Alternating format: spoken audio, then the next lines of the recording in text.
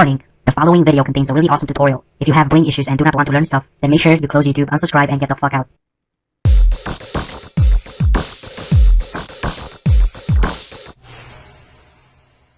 Hey, what's going on guys, Darius here, and today I have a new tutorial, and this one's going to be on making fire animals, and this works with any animal, and you can use it also for other things like people or cars, plants, whatever you want. Just to give you an idea, like you could make a fire rose or a fire butterfly or something. Just be creative with it. Okay, so let's start with the tutorial. It's actually easier than it looks. Okay, so I'm going to head on in Photoshop, and for the sake of this tutorial, I'm going to use the stock of a tiger. So I have a cutout tiger here. Make sure your tiger is also cut out, like it has no background. And to this tiger, we have to make some adjustments. So the first thing that we're going to do is desaturate it. So we're going to select the tiger layer, and we're going to go to Image, Adjustment, and then Desaturate. And now we're going to go here to the Adjustments panel here, and we're going to select Levels. And we're going to pump up the whites, pump up the midtones, pump it down a bit, and this dark levels here, the last icon here, we're going to drag it down like this. And now we're going to have to go to brightness and contrast and just lower the contrast a bit. There we go. And just make sure you have a clear black and white shape of the tiger. And now we're going to go to the adjustments panel here again, and we're going to select invert. And it's really important that your image is inverted. So now I'm going to select all the layers, holding Control on the keyboard and right-clicking them. And now I'm going to right-click all the layers and select Merge Layers. And this is going to merge our layers. And now we have to go into the Channels panel, and while holding Control on your keyboard, and you must click this thumbnail here. You must click this thumbnail here, the RGB thumbnail, and it's going to just going to select the area of the tiger, the white parts. And I'm going to copy this, Control C on the keyboard, and I'm going to make a new file. And let's see, I'm going to select a YouTube thumb size. Doesn't really matter. This is going to be the size of your manipulation. And make sure the background is set to black when you do it. So I'm just going to grab my bucket tool, and I'm going to go to layers and fill the background with black. The black just enhances the effect more and makes it look more luminous.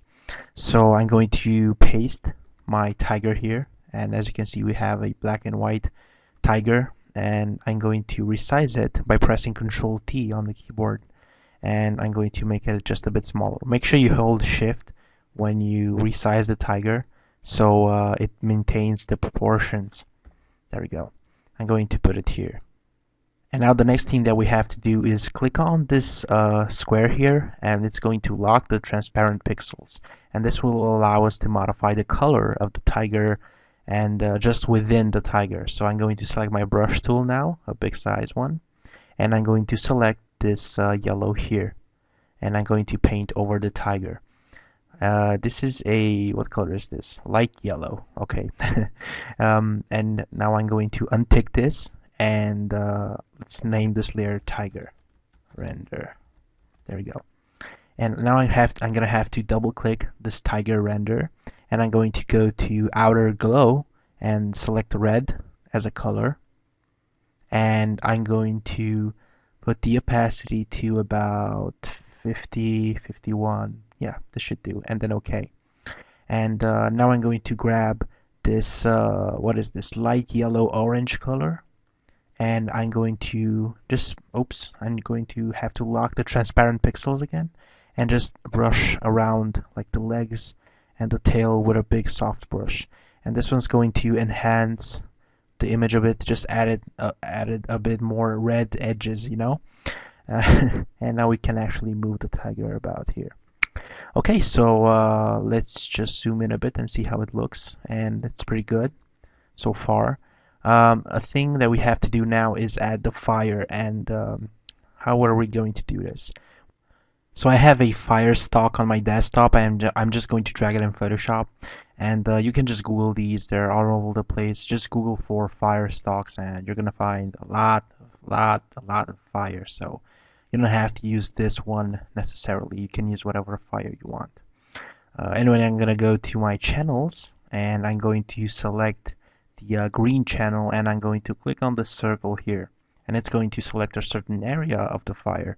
Now I'm gonna unhide the RGB layer here, and I'm going to go to layers, and then I'm going to make a copy of this background layer, and I'm going to press Control C on the keyboard and then Control V, and this is going to make a copy of the fire, and it's transparent now, and now we can use it with the transparency. So I'm gonna just copy all this, and I'm going to paste it on the tiger, and as you can see, it's pretty awesome, looks good, and it's transparent. Okay, now I'm going to make this a smart object so we can resize it without losing quality. And now all that we have to do is just make it a bit smaller and just paste it around the tiger. And it doesn't really matter how you paste this because it's going to get erased anyway in the end. So just place it all around the place like this, and you're going to erase it later. Let me just put this like here, like so. Just going to flip it. So it's not that hard, guys, just a little bit of patience and you can do basically any photo manipulation you want.